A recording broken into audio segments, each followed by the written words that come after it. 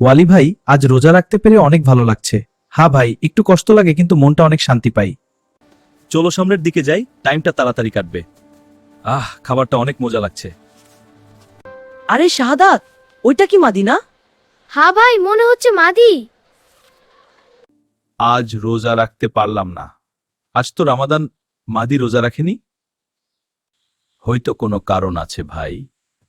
আরে ওরা তো শাহাদাত আর ওয়ালি। একটু লজ্জা লাগছে। আসসালামু আলাইকুম মাদি। ওয়ালাইকুম সালাম ভাই, আজ রোজা রাখতে পারিনি। কোনো সমস্যা নাই ভাই। আল্লাহ অনেক দয়ালু। কাল থেকে আবার রোজা রাখার চেষ্টা করো। ইনশাল্লাহ ভাই, কাল থেকে আমি রোজা রাখবো। রামাদান আমাদের সবাইকে ভালো হতে শেখায়। বন্ধুরা থাকলে ভালো, পথে থাকা সহজ। রোজা শুধু খাবার থেকে দূরে থাকা নয়, এটা হলো ঈমান আর সেলফ কন্ট্রোল।